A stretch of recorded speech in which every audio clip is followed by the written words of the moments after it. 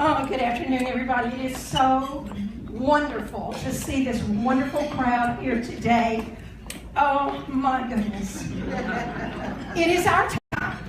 Yes. It is our time. We're Democrats, y'all. It is our time. Alabama is the place. This is the most important election in the entire United States. This election will change everything for everybody. Yes, it will.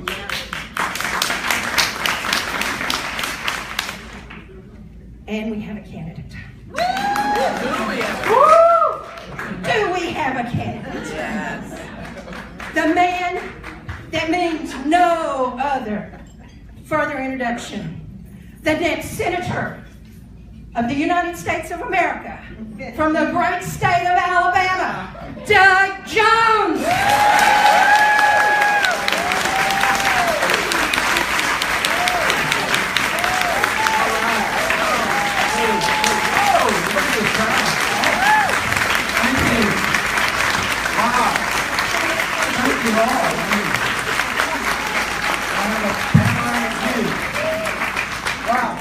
Thank you so much. This is just amazing. So if I'm walking this way and I'm walking this way, you'll understand this is really remarkable. Thank you all for coming today. Thank you for being a supporter of this campaign, but more importantly, thank you for being a supporter of this community, this county, this state, and this great country I have, because your work is really the work of angels. Your work, and it has been for a long time, particularly the Democratic women in Madison County for a long time. So I am humbled to be here again, and I thank you all very much for the opportunity to talk a little bit today about the campaign, where we think we are, how things are progressing, a little bit about the issues, and if anybody in the room can ever find Roy Moore, we can talk about him. Right now, he's just nowhere to be seen. And I'm not sure he exists anymore because he's just not around. Let me first talk a little bit about the campaign and where we're going and how things are progressing. We've got a really wonderful team in place. And I mean, by that I mean the core team that's in Birmingham with me all the time, that is in Washington, that is helping us with our media, with our messaging, and trying to help organize. We've got a team that is really put together. And look, I'm going to be honest with you, and I'm not telling you anything you don't know. We've got some great county organizations and local parties around the state, and this is one of them. But we're having to build a lot from the ground up. We've not seen a statewide election like we're running in a long, long time. And so we're having to build from the ground up. And the campaigns today are so different than when I was involved in some serious campaigns back in the 90s and early 2000s. Between the 24/7 media, between social media, between online fundraising, in addition to just what my staff calls the call time. It's really a remarkable difference in what we're doing. So I think we're being very strategic in the way we're approaching this campaign. We are looking at votes. It's a special election. That's the other thing that takes this into a completely different world. We can't depend on get out the vote efforts. Has it been done a lot in the past, where people have endorsements and you have ballots and you wait and you talk to people as they're coming in. Right now we're focusing, and I know you guys are too, we're focusing on making sure people know that there's an election on December 12th. That's really important because so many people do not know that we have an election. So we're making sure that we do that. And as you all know, I think I've said this before, December 12th is just very easy for me to remember since it's going to be my 25th wedding anniversary as well. here with us again today. So I never forget that day, do I, honey? Never forget that day. So we're doing that. We're also trying to make sure people know that, we understand there's a lot going on during that time, right after Thanksgiving, right after SEC championship games, right before Christmas. Kids are in college. We've talked a lot about, trying to mobilize the college students. They're going to be in the middle of exams. They're going to be leaving to go home. So we're having to try to plan in a completely different way. But this also gives us an opportunity.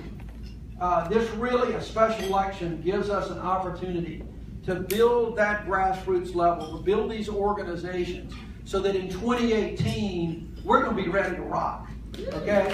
We're going to be ready to rock. So, we've got a combination of things that are happening in our campaign. We are constantly trying to update our social media presence. I've actually been tweeting more, and all of a sudden, thanks to you and some other folks that are helping me learn that, I think we're close to 50,000 followers on Twitter now, which is pretty remarkable. And there are no Russians involved. There are no Russians that I know of involved in my Twitter. So we've been fortunate that we have been up on our media this is our 4th week up on TV. That is really getting a lot of traction. It was able to introduce our campaign and what we've been talking about from day one, about our dialogues rather than monologues, about trying to reach across and build the kind of common ground that I believe that we need in the state and this country. Thank you. And we've been able to do that without anything else being up. The other side has not been up on media yet. We're expecting that to happen. But that's let us get a pretty good solid footing around the state. I was at the Magic City Classic last weekend with Terry Sewell, and it was remarkable. The number of people in the parade that were just waving and giving me a thumbs up, just walking around, the number of people that would say things, that would stop us, that would just recognize. So we're getting the word out there. I was in the airport yesterday, and I told folks yesterday afternoon that it's so interesting for me as a Democratic candidate to walk through the airport and see folks that you probably figure they're good Democrats, and you voted and say, we're with you, Doug, we're voting for you. But the people that stopped to talk to me most were people that started out the conversation like this. Well, I'm a Republican, but...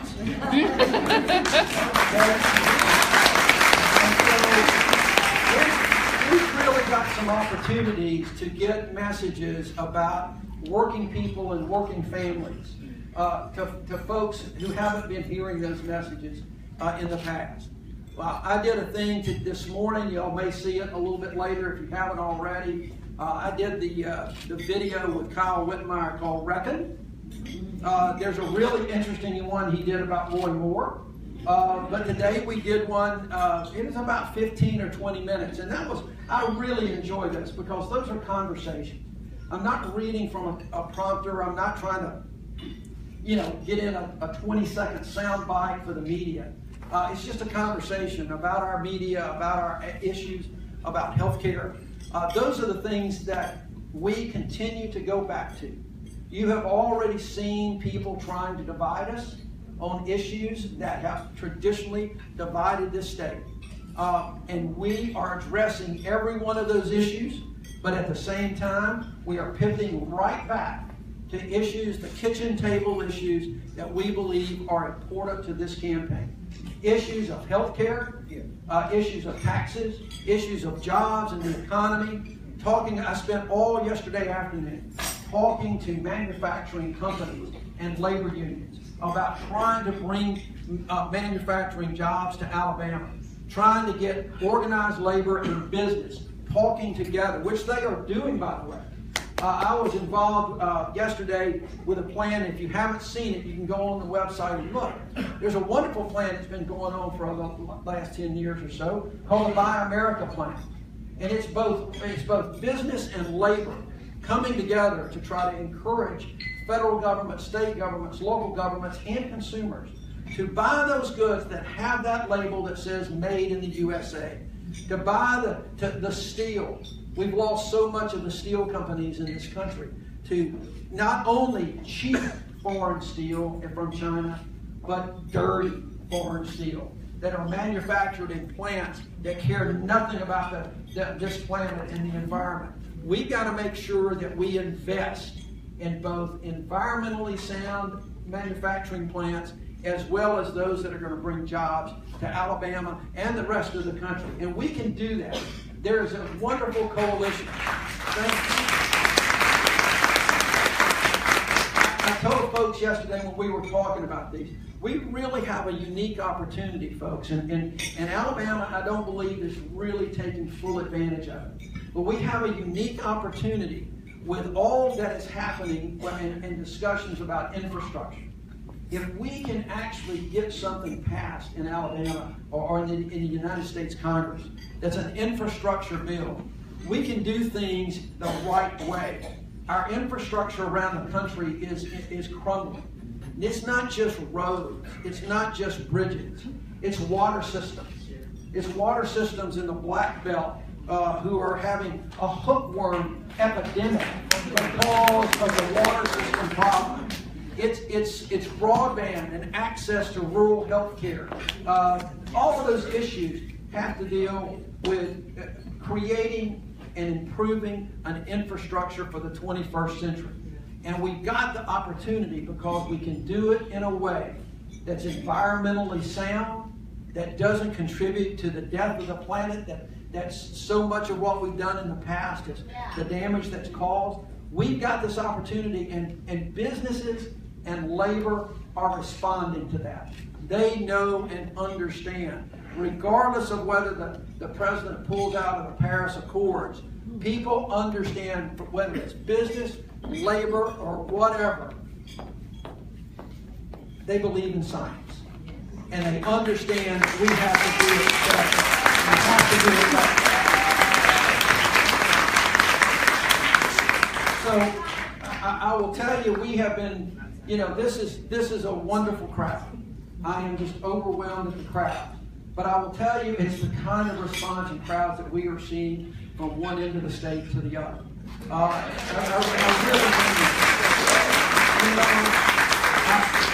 know that there are all these polls that come out, and you see them, and they're going to fluctuate crazy.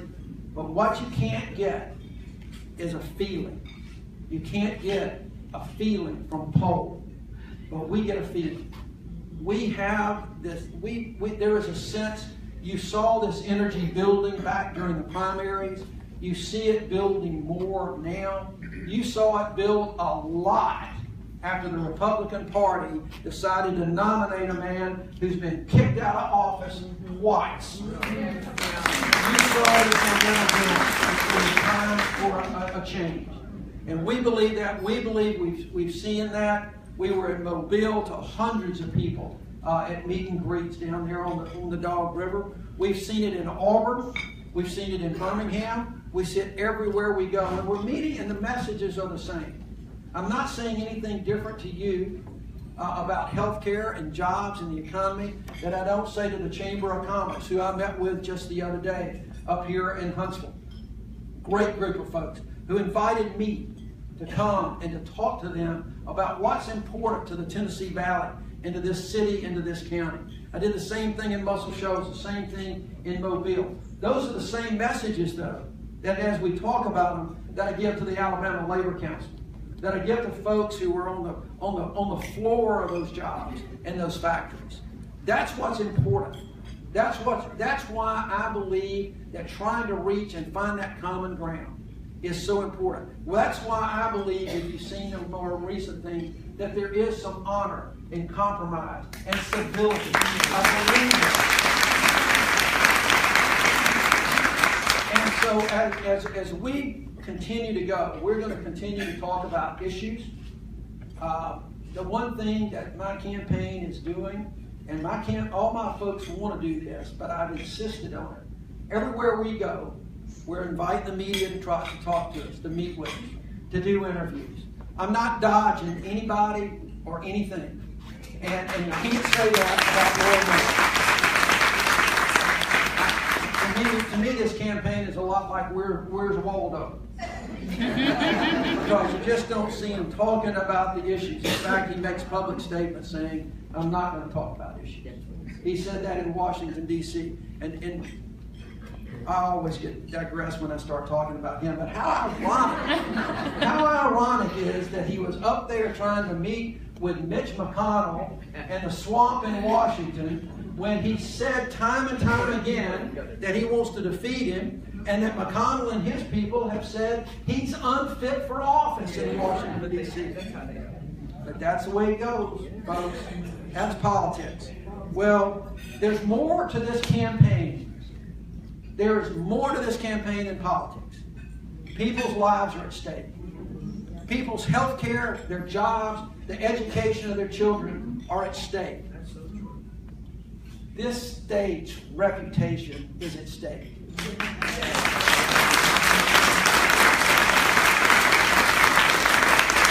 I have made the comment, and many of you in this room have heard me over and time and time again, that I don't think that this campaign is about me.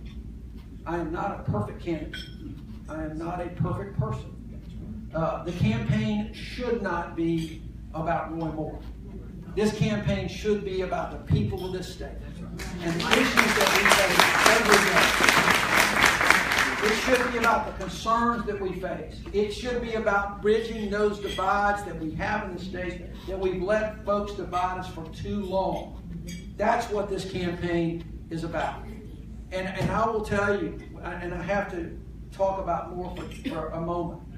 You know, I read yesterday, there was an interesting article. I don't know if y'all have seen the previews of the new movie coming out about Lyndon Johnson. It's simply called LBJ. Rob Reiner did that movie. He directed that. And there was an interesting piece I read that Reiner wrote. And he said, you know, when he was growing up and he was draft age in the 60s, he did not like Lyndon Johnson. Because Lyndon Johnson, he perceived for being for war. And he was against the war in Vietnam. And so that's, and he made a comment. Of course, he said that, you know, later on as he read about Johnson's domestic agenda, which was remarkable, the achievements of Lyndon Johnson with Medicare, Medicaid, Head Start, the Civil Rights Act, the Voting Rights Act, 5 years of a remarkable presidency. He said that he realized that in those days he was viewing Lyndon Johnson through a single lens, a two-dimensional figure. And it occurred to me that that's how most of the state of Alabama sees Roy Moore, through some view of a single lens. There are people of faith that see Roy Moore as a person of faith, and they don't get any further. There are those that are Republicans who see him simply as a Republican, and they don't go any further. And we're seeing a lot of that right here in Huntsville. Okay, they just see him as a Republican, and they don't go any further. But unlike Johnson, who, if you peel back that single lens and you start looking at the whole picture, did wonderful things for this country. When you start looking, and our job, your job is to make sure that people know the true Roy Moore. Because if you look back over his history, it's not just the outrageous things that he says about the gay community, about Muslims, about judges who need to be impeached if they don't interpret the Constitution the way he does. What you need to look back is the timelines of a man who has used every divisive issue for his own personal gain, his own agenda, whether it's a financial gain or a political gain. And you can go back to the Ten Commandments. He uses the Ten Commandments He gets removed from office, and what's the next thing he does? He founds the moral foundation of law so he can get an income and raise money and have an income when he tells people he's not taking a salary. And he also decides to run for president. Y'all remember that? This is a man who's been kicked out of office, of the highest judicial office in the state of Alabama, and he wants to use that as a springboard to run for president. So he does. He gets the moral foundation of law. He runs for office again. He wins, and he finds another divisive issue. Just solely, I'm absolutely convinced, it had nothing to do with standing up for what he believes. I'm not sure he has any will. It had everything to do with wanting to have that controversy and get kicked out of office again so that he could run for governor or senator or whatever he needs. And that's exactly what we need to make sure people understand. That this is a guy who is in this for his personal agenda. He interprets the Constitution unlike a real judge who understands and reads the Constitution and comes to a conclusion. Moore finds a conclusion and distorts the words of the Constitution and his faith in order to reach the conclusion that he wants. Folks, that is not what Alabama is all about. That is not what we need in the United States Senate. It is not the kind of image that I think people want. This is an issue for Alabama because it's going to determine what kind of state we're going to have going into the 21st century. And again, I'm not the perfect person, but I'll tell you, I was struck the other day. I was in Decatur. I don't know if anybody here was at the Decatur at the Albert Brewer dinner the other night. But I was reading a little bit about Albert Brewer. And I had said this before, and I believe it now, that those of you who have been in this state long enough and have followed Alabama politics, you'll remember the election of 1970. 1970 was the ugliest election the state has ever had, when Governor Albert Brewer, who also did remarkable things in his 33 months as governor, including setting up Medicaid and expanding Medicaid the way it should have been done in the last few years. He actually expanded Medicaid to include prescription drugs and eyeglasses and things that help people across the state, as opposed to foregoing billions of dollars just for political purposes. Albert Brewer was the first of a New South government, and things in this state would have been remarkably different had he won instead of George Wallace. And I read a couple of interesting quotes. There was a history professor in Jacksonville who said that Alabama at that time was at a crossroads. We were coming off some very dark times in the civil rights where we were not the leaders we could have been. And Brewer tried to pull all that behind. He tried to do the things for people that really mattered most. What he was saying was, Albert Brewer worried about the kitchen table issues that people have. He said, but Alabama chose poorly, and we have paid the price ever since. I think there are some similarities here, folks. This country, this state is so divided politically and along so many lines that this choice is going to be one that is going to follow this state for a long time. And I don't know, I believe that I can be a great senator. Maybe not great, okay? But I believe I can be a good senator. I believe that I can talk to anybody that comes to talk to me, and I can understand and I can learn what they're concerned about, and we can have the discussion and we can have the dialogues. I believe I can do that. I know that Roy Moore cannot. And I go back to in 1966 when Albert Brewer ran for lieutenant governor. His campaign theme was a responsible man for a responsible office. And Alabama is fortunate enough to have elected him. And now we're at the crossroads. And we can decide where we want to go. And I am hoping that Alabama will look itself in the eye and say that we're tired. We're tired of the divisions. We're tired, and we don't want divisions. No more to the divisions. No more to people who push people down and try to treat people as a second-class citizens if they don't act like them or worship like them or talk like them or love the person they think they ought to love. No more. I think it's time. No more issues, no more to educational issues that are going to only benefit the wealthy. No more to tax breaks that are only going to benefit the wealthy. It is time, folks, I think, that the state of Alabama simply says no more.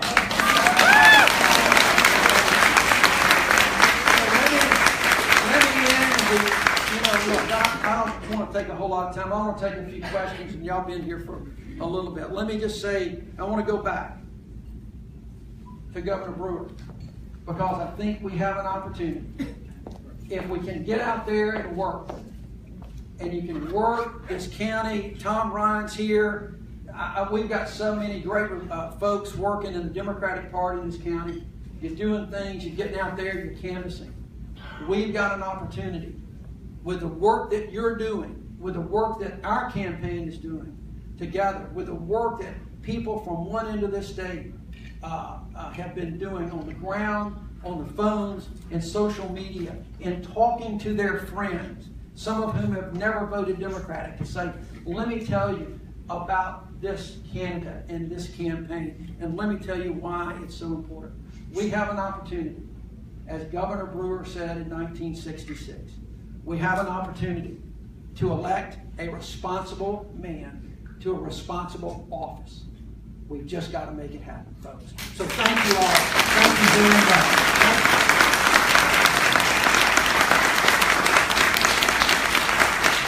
So we've got a little time. That's all right, y'all. Y'all sit in and We've got a little time. I'd like to take a few questions. I never dodge questions, no matter what they are. So I'm going to go, I'm going to go here, somewhere here, and then there. Y'all are spread out. I have to have a panorama lens to get. Yes, ma'am. I understand Raycom has invited and offered venues for debate. Have you heard any more about reactions? So the question was that Raycom has invited venues for debate. There's actually been a number of people that have reached out to us, and they told us they were reaching out to the Moore campaign about a debate. Our view has consistently been, we will meet him anytime, anywhere, any place. Mano a mano, but we have told everyone, as long as we know that the debate is going to be fair, and it's not going to be a one-sided event, we will meet with debates. I believe, and I believe this in every race, I believe that the people of Alabama deserve to see the two candidates on the same stage, answering the same issues, asking questions to each other. I think the people of the state deserve that. I'm hoping it'll happen, but given the fact that we can't even find one more, I'm not sure it will. Okay, on behalf of, I'm asking for a friend, for some friend. Oh, he's asking for a friend, so y'all know. For the people of Morgan County and Lawrence County, what can be done to the people that's living downstream from all the pollution?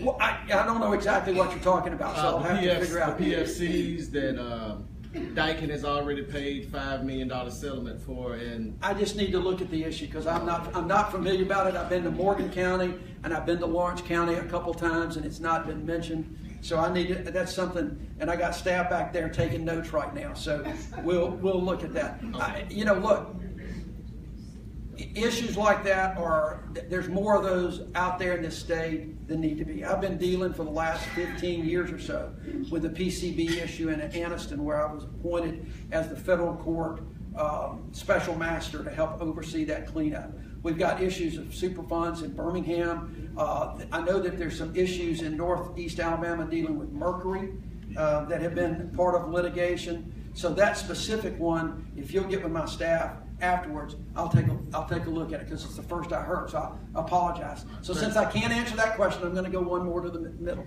I apologize. that's okay. Yes, ma'am.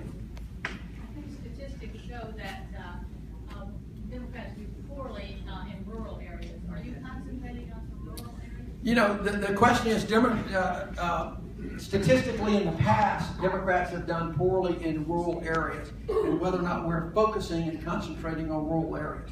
We are working rural areas. We have people in every county that is working. In a special election, our concentration on voters and getting out voters that we know are reliable. What we do see in rural areas as well as other areas that have traditionally not voted Democrats, okay, we're seeing a lot of activity. One of the things I think up here, I know in Birmingham area, Jefferson County, and in Mobile, a lot of the buzz is all of the Doug Jones for Senate signs that are in yards and in areas where people never dreamed possible. That's the So we're certainly not ignoring the rural areas. We're talking about rural hospitals. We're talking about rural health care. Those are issues that those people are very, very important, because we've got rural hospitals around this state that have either closed or in desperate need right now and on the verge of closing because the state refused to expand Medicaid, and we have one of the toughest standards to get into the Medicaid program. So we're talking about those issues, and we also, like in the Shoals the other day, where we're in Cortland at a closed paper mill to talk about manufacturing and manufacturing jobs. The thing that we're seeing, whether it's rural or whether it's urban, I said this at the very beginning, if you guys remember, when we were here during the primary, I said then, and I believed it, and now I believe it more because I see it.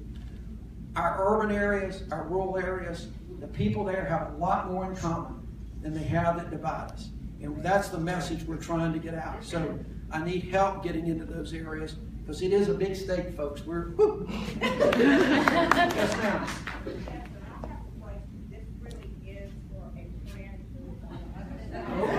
It really is for a friend. Okay, I got it. So I'm not even going to address the first one. The second one, he just wants to know how you feel, what you feel about North Korea. About North Korea? Yeah. Well, there's a couple things about North Korea. A little tongue-in-cheek. Did anybody see that little meme that went around of Kim Jong-un a couple weeks ago? He's holding that sign that says, "We want Bama." And I think Alabama opened up at a 10-point favorite. I'm not sure. You know, look, North Korea is a serious threat. There is no question about it. North Korea is a serious threat. We have to take it that way. We have to take it serious. I do not believe this.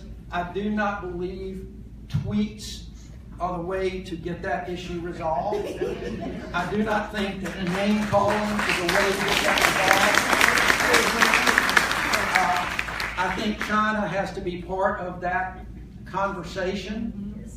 They have more sway over North Korea than we do. I fully believe that we can achieve some diplomatic solutions. We've achieved them before in some very difficult times. Sometimes it has taken a long time. You know, our public is very impatient sometimes, and these things take some time. And I don't think that it's been done the right way, but I certainly think if we could let the diplomats who have been in this world for a long time work, we can achieve some kind of solution with North Korea. I don't think you have to go around pounding your chest, okay? Because every country in the world knows the strength and might of the United States of America. We don't have to talk about it every day, because when you start talking about it, you question. So that doesn't completely answer it, and I know there are a lot of issues like that quite frankly, I don't know all the details. I think I'll know more once I get to the Senate. You know,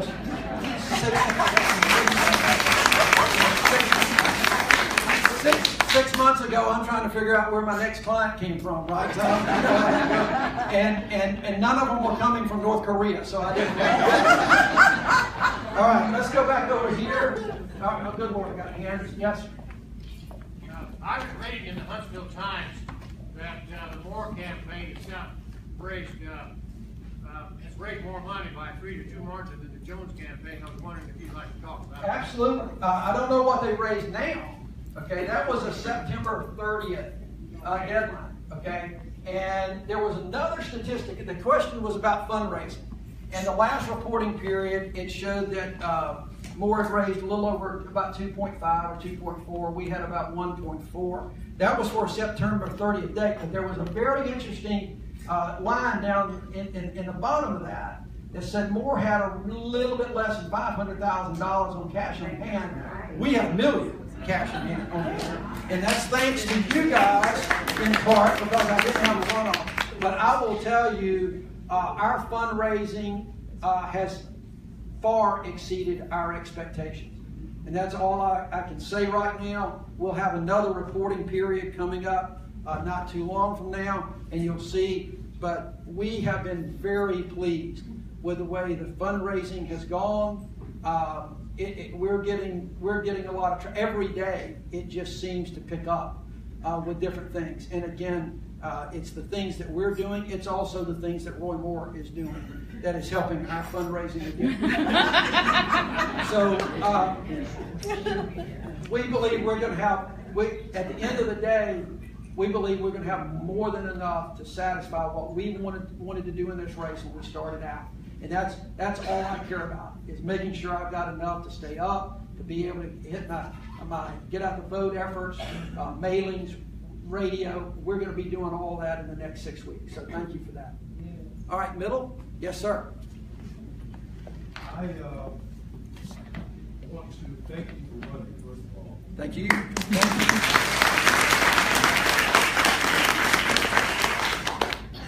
My question is this. When I travel the state, and I grew up in the state, I'm concerned about our urban areas. And I heard you talk about jobs, and I agree with the infrastructure needs of the state. But we really have some very divided urban areas.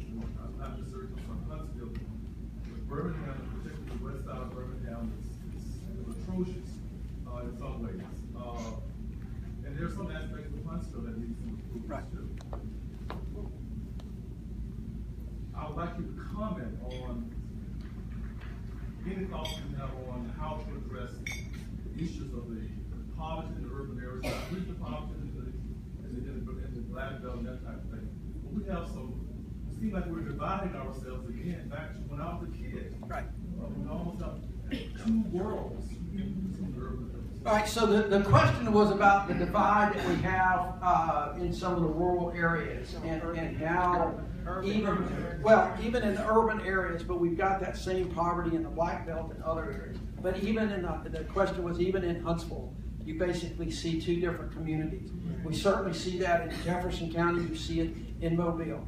And that's a difficult question because it has, I think, some to do with infrastructure. It has to do with the way our roads and our interstates were built, at least in Birmingham. They put an interstate right down the middle of the city, and on one side everything's hunky-dory, and on the other side it's a problem. And that goes back a lot to the old Jim Crow laws. There's no question about that. And so what can we do is I think we can do the infrastructure plans to improve the communities. I think infrastructure can be used to help rebuild schools and to help increase the technology in those areas. We need to try to figure out how that we can convince jobs to go to those areas. And that's a problem. I mean, that's a bigger problem than you think. I was talking to some of the manufacturing representatives the other day. There's also a community problem there. And we've got to make sure that communities take pride in themselves and families take pride in themselves. Because in some of those areas, there are jobs that are there, but they can't find people that have the education to do it. They also can't find, candidly, and this is across the board in rural areas as well, they have trouble finding people who can pass a drug screening test. We got to change that, folks. We've got to change. And that goes back to, I believe, leaders who will go into all of those areas with a bully pulpit and talk about community and talking about getting things done and talking about coming together as a people. I think there's a lot of preaching that needs to go on, and I don't mean that in a gospel sense. I mean, just talking, down to earth talking about how you can get your kids a better education, how families and parents need to be more engaged with their kids. I think we can do that, and I think there's plenty of time. What concerns me about some of the infrastructure is that if history is any judge in this state, those areas are going to get left out of the infrastructure. They're going to get left out of the federal monies that are going to go, because people say, well, look, they got a lot of Head Start in those areas. They have Medicaid. But that's not where the dollars need to go for people in communities.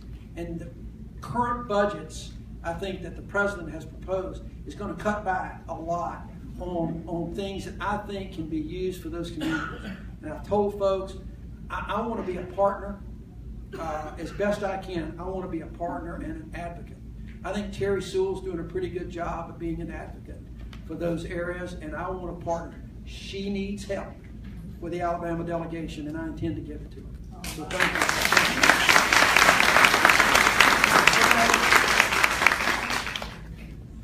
I've obviously been reading about you on the media, and most of the time we always hear about one more, and I'd love to hear more about you and what your strengths and your assets are to the position. Okay. The question was hearing about me. All right. So, Louise, you want to step out to the car? Real quick, and I do invite you to go on the website. We've tried to put a little bit more about there. You know, I grew up in Fairfield, Alabama, which was a steel worker town. It was the second largest U.S. steel facility in the country at the time. It is there. They don't make steel there anymore. They do other things with steel, but they don't make it anymore. My entire family was working class family. We had steel workers, we had coal miners. My dad moved off of the 10-mill floor into management at U.S. Steel. Then he retired. He took an early retirement in the early 80s and took a job managing a company that put the new controls to the brand new pipe mill that went up at Fairfield in 1983. And he stayed there until he was 80 years old. He retired when he was 80. So that example of work ethic is in my DNA. That's number one. That's in my DNA. The other thing is, I believe that my history as assistant U.S. attorney, as a U.S. attorney, demonstrate a commitment to community. You know, we hear a lot about the cases that I did, and I'm really proud of those cases. The task force that we organized to investigate the women's clinic bombing that Eric Rudolph killed a police officer. Being able to organize federal and state law enforcement officers to work together, which I will tell you is no small task, folks. Even with the death of the police officer, no small task. I'm very proud of the work that ultimately led to his conviction, both in Birmingham and in Atlanta, for the Olympic Park bombing and some other bombings over there. You hear a lot of the case, and I'm obviously proud of stuff, and that's the passion and commitment in reopening the 63 church bombing case that killed 4 children and putting 2 Klansmen in prison for that. What you don't often hear, though, in prosecutors' offices are the community outreach that we did across the board. We had a weed and seed program where we went into those urban areas to try to weed out the bad and put seeds in there so that kids would have a place after school care. Those issues that really help lift a community. We did those across our district, and we got funding for those. We did programs that educated people on the I guess the best thing to say is the risk that you run if you have a gun illegally. We ran a project called ICE, Isolating the Criminal Element, and we trained law enforcement from across the district on federal gun laws so that if there was a problem with an illegal weapon, they knew they would come to federal court and likely go to prison for a while. But we didn't just prosecute. We did advertising. We went on billboards. We had commercials to say, do not do this. Guns, illegal guns are going to get you in jail. And we had an effect. I mean, it was a really good program. We did those kind of cases. We trained law enforcement across across the district. One of the things I think I'm proudest of in law enforcement training was 17 years or so ago, we saw the beginnings of issues with the Hispanic population. They were not only just issues in the community, but they were issues with law enforcement. And we prosecuted some police officers from one of our towns who were waiting for Hispanics, mostly here without papers, who were working at a plant, and they would get their paycheck and they would cash it, and they'd go across the line, buy them some beer, bring it back, and police officers would stop them. They would shake them down, steal their beer, steal their money, and then let them go. And we put a couple of those police officers in jail. And we used that opportunity to reach out to the Hispanic community because, you know, it didn't take a rocket scientist to see that this community was going to get more diverse, the state was going to get more diverse every day. So we reached out to the Hispanic community and partnered with them on training. We trained law enforcement about how to handle a traffic stop with someone who speaks another language, someone with a different custom, someone when you say one thing, they may take it a different way. So those are the kind of things. I think my history has been one of trying to reach out to community, to try to listen to people, to try to understand their concerns and what's needed. I've done that as a lawyer, and I will tell you, I believe that that's my biggest strength right now. To be able, right now, I may have mentioned this earlier, I'm so proud of the fact that right now I've got organized labor on the one hand that is endorsing my campaign and getting out, but I've also got their employers, the business leaders in this state who are starting to rally around, because I've said for years publicly that there's nothing inconsistent with good business and good organized labor. They want the same thing, and that's what we're doing. And so, I hope that answers the question a little bit. You know, I'm sure if you want to talk to Louise, she can give you some of the flip side. But, you know, it's, and I believe this too, just to follow that real quick. I believe the state is yearning for somebody who can reach out like that, who can listen. I really believe not put a stake in the ground. No one compromises principles, but you can compromise on issues to move things forward and to get things done. And that's what I think we need in the state. That's what we need in the Senate. It's what we need in a dysfunctional Washington, D.C. I'm hoping I can bring the voice of reason. So we got a little bit more time. I'm going to take 3 more questions. I'm going to go back over here and take one from each. I saw your hand first. Yes, ma'am. Okay. My husband is unfortunately a single issue voter, and his issue is guns. Otherwise, he would be a Democrat who's pro-environmentalism, he's pro-women's rights, but his issue is guns. How do we, for lack of a better word, what are your thoughts on how we can have some common sense gun regulations to prevent things like the Las Vegas shooting, but not alienate guys who are like, you know what, I love to go to the range on the weekend. So do I. Okay? One of the things about this summer, the issue was guns. I don't know if y'all heard this, but the issue was guns. Apparently, her husband, she's not been able to convince to go beyond his single issue. He's a single issue voter on guns, which I agree with you. You started out saying that's unfortunate. And part of the problem is that so many, we have become so tuned in to interest groups who use that as the single issue that they get folks focused and they don't listen to anything else. And I'm not criticizing your husband, but well, maybe I'm criticizing him a little bit. I apologize. But, so the issue was guns, and what can we do about guns? And so let me just give you my positions on guns. And I stated one of them. Somebody asked a question in our forum that we did here. I think we have to have ongoing dialogues about guns. We can't just wait until there's a tragedy to have an issue, because then people do they barricade themselves in, and they don't move and they don't even open the door. And it's on both sides. It's just not the NRA and gun advocates. I do believe in the Second Amendment. I'm a firm believer in that. I love to hunt. I love to shoot. I go to the range myself. I got quite a few guns that I enjoy. My youngest son and I enjoy that as a sport. They stay locked up, okay? But I enjoy that. I think we have to get people looking on at the common sense. First of all, we need to make sure that we enforce the laws that's on the books, okay? People talk about the Second Amendment, but every constitutional amendment has limitations.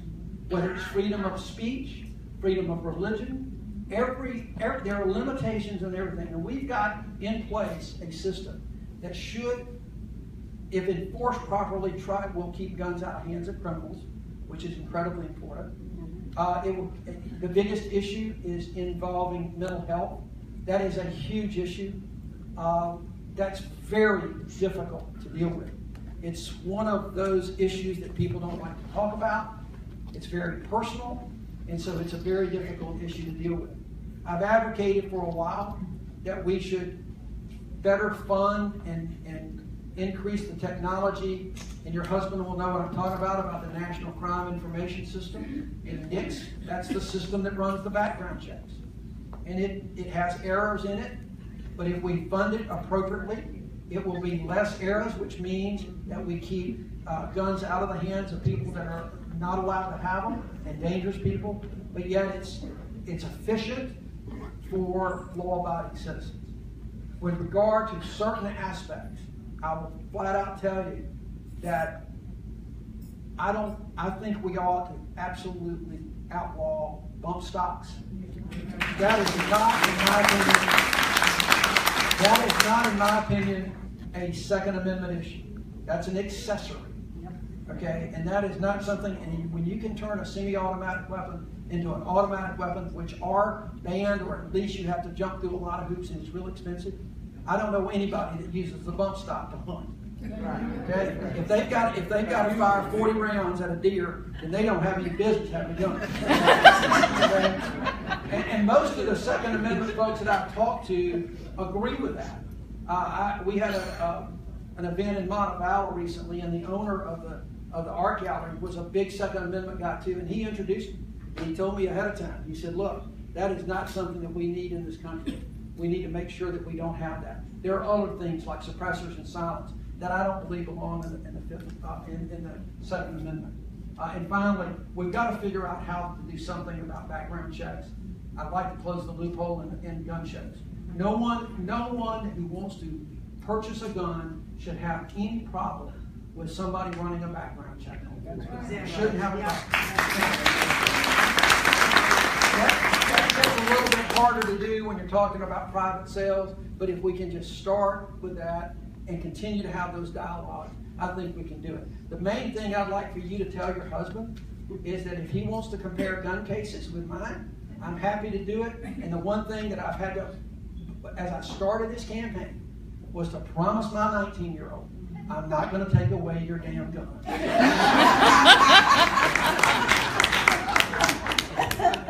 Yes, ma'am. I know in the last election, 43% of registered African American voters did not show up to vote. And as we sit and speak now, Jeff Sessions is rolling back civil rights for African Americans back past the 60s. And so I'm wondering what your thoughts are. Well, and how we get that population. We've been working hard trying to get that community out, going in barbershops, ball games, and parking lots, and places outside of the bars. But I'm wondering what are your thoughts on that? You know, I think it's a difficult issue. One of the things, the issue was about the African American vote and trying to make sure that that gets up. It's important to us, obviously.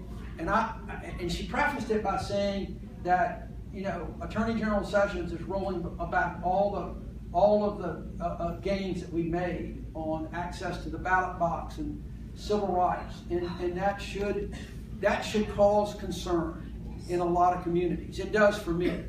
And so, a few things, and it's hard to tell, because the other day in talking to someone, they related a conversation with someone at the barbershop, and they said, "Are you going to vote?" I said, "No, it's not going to matter." It just doesn't matter. They're all the same. It just doesn't matter. And so I think right now, what I have been telling folks around this state, and I think that is very important to remember, we only have to look back to what's happened in the elections of this state over the last 3 cycles, plus what happened in November, to say, hold on a minute. Elections have consequences. And that there are people that fought and died for that right to vote, and if you don't exercise it, bad things are going to happen. And that message has to get out there, because we are rolling back not only access to the ballot box, we're rolling back criminal justice reforms that were being put in place that is going to lock people up that have no business being. And if we don't get the word out to make sure that people understand the consequences of this election and every election, then we're in a sad state. And I will say, one of the things, quite candidly, when you really want to get down on the basis level between Doug Jones and Roy Moore still believes that Barack Obama was not an American citizen. He is still a birther. People need to know that.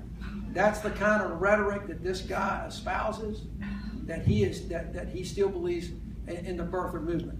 We've got to get those messages out and say, look, and part of the problem too is let's be frank about it too, that for so long the African American community has not had a partner in a United States Senate, not since Howell Heflin left. And it's time that we change that.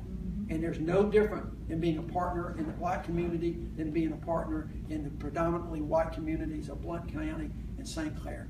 Our issues are the same. They are the same. All right, last question. Yes, ma'am. Not that you get out here without speaking on health care. Okay. What are your plans, a working plan or suggestion that would help Alabama? There are talks about the free market exchange, privatizing, dropping it.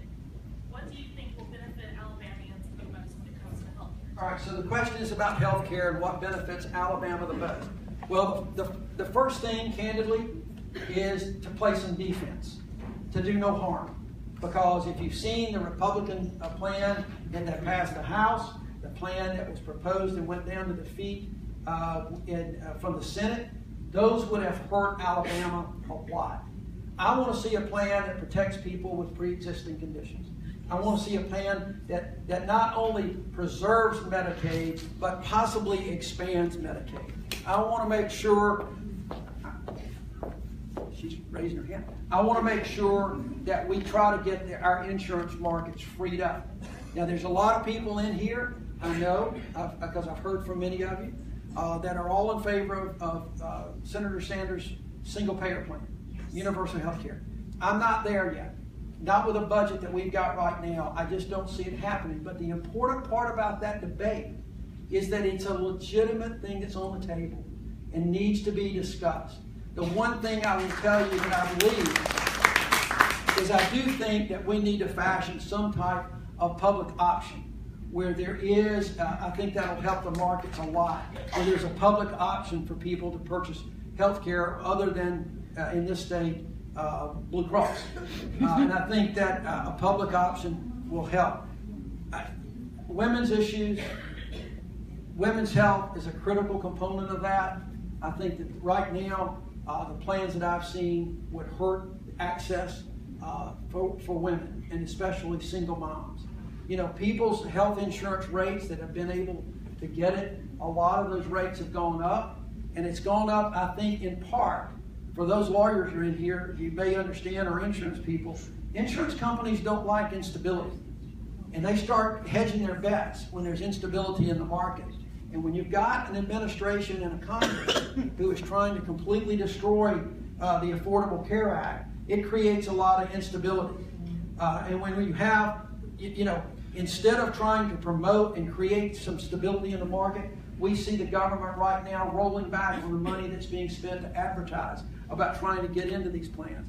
We see them continually, by executive order, rolling back issues that in and of themselves are going to create an instability with the Affordable Care Act. We need to have people sit down. We need to figure out, and I've said this from the very beginning, you guys heard it as we're here. The Affordable Care Act on health care, it's a complicated system. The Affordable Care Act was never, ever supposed to be the end of the line. It was always going to be a work in progress. Let's see what works. Let's see what doesn't. Let's make sure that we can get the experts, that we can get the stakeholders in to make sure that everybody has affordable health care. Drive down those costs, bring the pharmaceutical companies into the equation, which they're really not in there now. Let's bring them into the equation, get affordable health care, get affordable insurance rates. You can't imagine, folks, the number of people that I've talked to around the state who have given me the horror story. I hear people that say my insurance rates have gone up. Mine have too, in my little law firm. Mine have too, so I sympathize with that. But I also sympathize with the lady this morning who came over to tell me how much she was trying to help get me elected because she was a single mom with 3 kids and she had to deal with health care on a daily basis. To the lady in Moulton who talked about her 29-year-old son and the things she has to do because he has a disease that caused her to have to treat him in ways that a mother should not have to do with her 29-year-old son. It's about Jesse, who I met with the other day with some ministers in Bessemer, who talked about the fact that for so long he was treating symptoms by going to the emergency room and they'd give him a pill. And then when he was able to get health care insurance with the Affordable Care Act, they diagnosed him with cancer. And it saved his life. So that's the issues that we have to make sure that we get. What I want to do is I want to get back and tell everybody, let's sit back and hit a reset button on health care. It is too complicated. I'm tired of our health care for our citizens being a political football between both parties. Not just the Republicans, but both parties need to sit down at a table and say, what can we do? Let's listen to these people. We got folks out there that need the help, and Alabama is one of the poorest states. I think it's the 6th poorest state in the country. We're one of the unhealthiest states. If there is any state in the union that needs good health care for every citizen, it is the state of Alabama, and I'm going to do everything I can. So look, we're putting my time. I want to thank you all again. Louise and I very much appreciate the opportunity to travel around the state and to meet with folks like you. We're doing things in a way that I think hasn't been done in a long time. And that's going directly to people and talking about the issues from one end of the state to the other, and we're saying the same things. And we're talking about the issues that people care about. I do a lot of these. Louise does some on her own, and she's gotten really good at it. She is the best spokesman I got out there. And I will tell you, it's very humbling. It's very meaningful to us. And the more we get on the trail, the more we talk to people, the more personal it gets, to make sure that on December 12th, we get our votes out. We get the message out to all people from all walks of life to say it's time for the winds of change to start blowing through Alabama, and we can do it on December 12th. And with your help, I'll be back here next year as your United States Senator. Thank you all very, very much.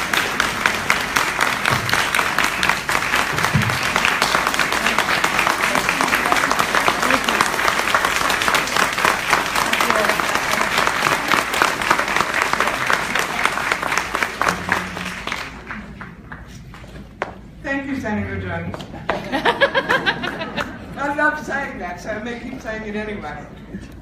For all of you that are, I know everybody needs to leave. I just wanted to make a couple of announcements. There are signs, there are Doug Jones signs at the field office, and there are Doug Jones signs at Madison County Democratic Headquarters. So, and they're widely available now, so please come down to the field office and pick up a sign. There is also canvassing and phone banking at the field office. We'll be canvassing heavily on the weekend, and then there will be canvassing throughout the week in Madison County and Huntsville, and then we'll also be providing some support to other counties. So please come out and join us. It's really fun, and once you get comfortable with the script and talking to people, it's a great way to connect with our friends and neighbors, and it's also very, very targeted in terms of reaching the people that we need to reach on December 12th. Absentee balloting is open, so if you're not going to be here December 12th, or you know people who support Doug Jones who are not going to be in town on December 12th, please have them go down to the courthouse or mail in a request for an absentee ballot, and let's get those votes in. Okay? We all know that this is a low turnout election. It's supposed to be. I would like it not to be. And it's during the holiday season, which is going to hopefully just distract more and more supporters. So we need every single Democrat, every single independent who supports Doug Jones, and every single Republican who supports Doug Jones to get out on December 12th. We also have clipboards here where you can sign up to volunteer, and then we'll be in touch with you. And phone banking, canvassing, this is the two most important things. Tonight, there is a fundraiser and a meet and greet with Doug where you can see him one more time today. That is out in Madison at 125 Bordeaux Lane at Pam Mars's home. And we're expecting a great turnout, and we'd love to see you all there. And if you know anybody who has not, who had not been able to see Doug, this is a great opportunity to do that. Okay. I'm going to close this program, but if all the members of Madison County Democratic Women could gather in here so we could do our election, that would be great. I hope to see you all in December, on December 2nd, for our annual coffee and membership gathering. And that would be Are right. there Thank you. buttons anywhere?